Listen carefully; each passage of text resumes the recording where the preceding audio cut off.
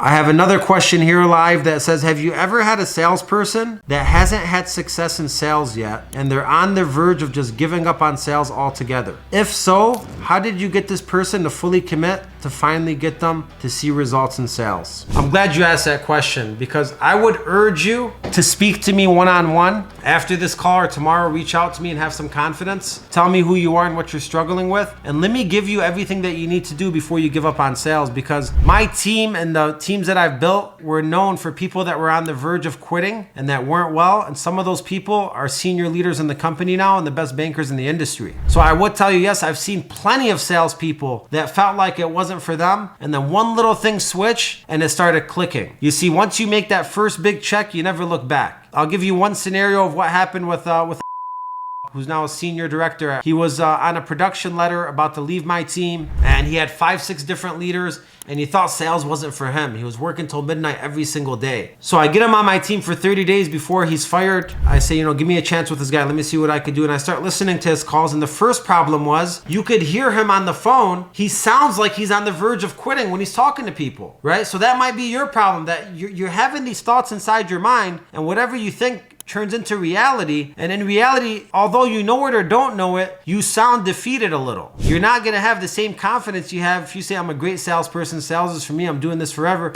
You're a different person. So you kind of gotta first create that image, that fictionary image right now, and try to make it nonfiction of you being a great salesperson and walking in and saying like, I'm the top, baddest in this office, and I'm about to slang some loans today. And you approach the day that way. And how do you approach the day that day? Well, it starts with how you warm yourself up before you get to the office, before you get to the chair. Like if I wake up in the morning and I snooze my way and I get to work, like I'm gonna have the same exact thoughts in my head. So you gotta change something. What could you change? Wake up in the morning and write down things you're gonna commit to. Work out in the morning, walk outside, do some gratitude, some meditation, some goals, some prayer. Whatever it is that gets you focused for the day. Start your day off like that and put yourself into existence. Close your eyes and envision yourself being a top salesperson. How does it feel? How does it look? How do you dress? How do you walk into the office? How do you sound on the phone? How do you hang up the phone? What are the comments you make after you hang up the phone? How does your email look? How does your text look? You put that into existence. So anyways, with this guy,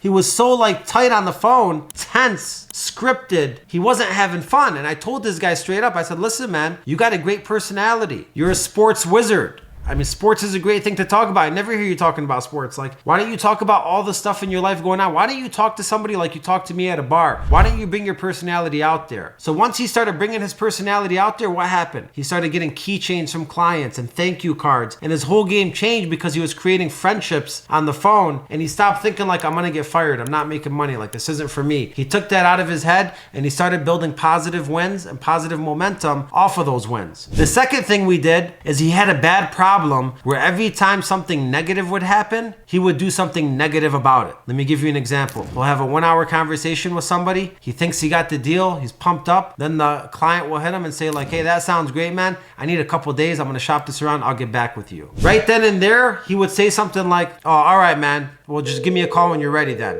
Hangs up and he's mad. Negative action equals a negative action from him. Negative impact, right? You put two negatives together, you get another pile of negatives. And that's gonna keep going and going. So I told him, look, we gotta change that, man. When somebody hits you with something like that at the end, I want you to do the opposite of that. Take the pedestal out, kiss their ass, give them the best brand that you ever gave them before, and give them your all right there because you just built the house. Why are you gonna knock down your house the last 3 minutes? You spent 57 minutes and you're gonna waste the last 3 getting upset and hanging up, which by the way, everybody could tell that you're upset. From a client on the phone, I could tell that, right? Instead, say like, look, man, I totally understand. And here's the thing. I want you to shop. I want you to get the best deal. But let's just go back to what we talked about. We talked about how the most important thing to you is taking care of your family. You have this much in the bank. At the end of the day, shopping, you could shop till you drop. There's 40,000 people out there and they all offer the same thing. I'm going to be your guy from start to finish. And I promise you, I'm going to get you the best deal. As a matter of fact, if you hear anything better, come back to me. If you need till tomorrow morning, that's fine. I'll send you an email. I'll send you a text. I want you to have a phenomenal night. And if you have any questions at all, whether you go with me or not, let me know. And I still have your back, man. You have my cell phone number. Call me any day, anytime. And like if you end it like that with somebody that's definitely going to shop and you can't take them out of there after trying to rebuttal and close,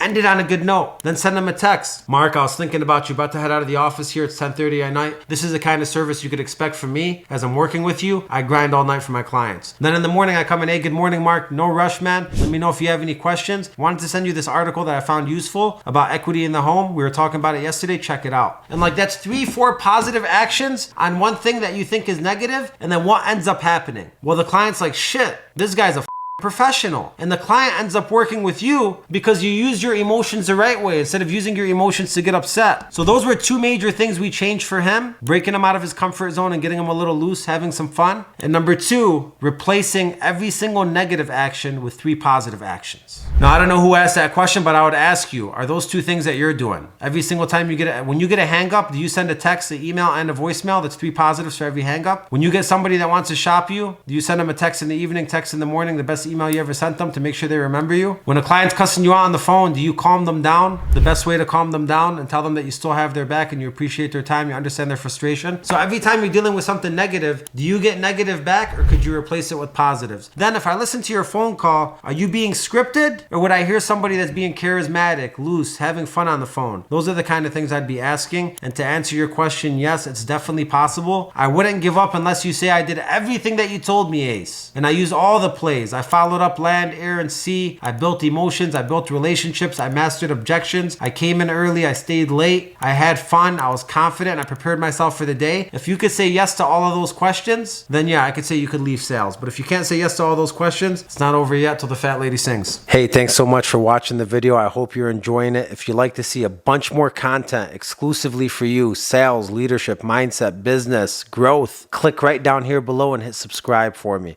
Every single week, you're going to get exclusive content delivered to you first. We also have a link in the bio with all of our products and coaching.